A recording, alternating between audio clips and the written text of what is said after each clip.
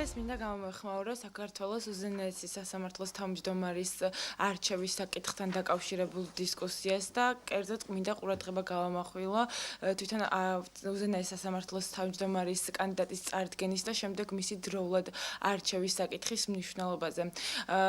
ვინაიდან იქიდან რომ გამომდინარე იქიდან რომ საქართველოს მოქმედი უზენაესი სასამართლოს თავმჯდომარის კანდიდატურის უფლებამოსილების ვადა წყდება 23 თებერვალს და საქართველოს კანონმდებლობით საქართველოს პრეზიდენტი არ არის შეზღუდული ახალი კანდიდატის წარდგენასთან დაკავშირებით დროში, შეიძლება დადგეს ისეთი შემთხვევა, რომ მოხდეს მნიშვნელოვანი წყვეტა მოქმედი უზენაესი სასამართლოს თავმჯდომარისა და მომდევნო უზენაესი სასამართლოს თავმჯდომარის უფლებამოსილებებს შორის.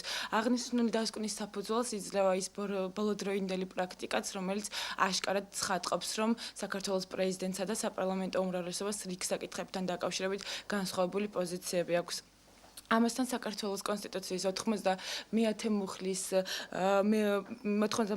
მუხლის მეორე პუნქტის მიხედვით უზენაესი სასამართლოს თავმჯდომარის არჩევა ხდება საპარლამენტო უმრავლესობის მიერ მხოლოდ პრეზიდენტის წარდგინებით. უშუალოდ პროცედურა გაწერილია პარლამენტის რეგლამენტით, რომელიც ითვალისწინებს ასევე მხოლოდ პრეზიდენტის მიერ პარლამენტის უზენაესი სასამართლოს თავმჯდომარის არჩევას.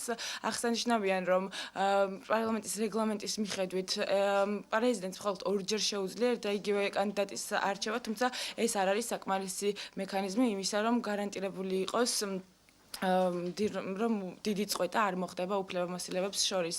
ამასთან მინდა ყურადღება გავამახვილო და მოუწოდო საქართველოს პარლამენტსა და პრეზიდენტს, რომ დროულად მოახდინონ უზენაესი სასამართლოს თავმჯდომარის არჩევა, გამომდინარე იქიდან, რომ საქართველოს საერთაშორისო ორგანიზაციების რეკომენდაციებითა და ასევე ევროკავშირთან ასოცირების ხელშეკრულებითაც ნაკისრია ქვალდებულება, რომ მოახდინოს მართლმსაჯულების სისტემის რეფორმირება, მათ შორის მოსამართლეთა კვალიფიკაციის პრობლემის მოგვარება და ჩვენი აზრით ეს მნიშვნელოვნად უკავშირდება ახალ უზენაეს სასამართლოს თავმჯდომარეს.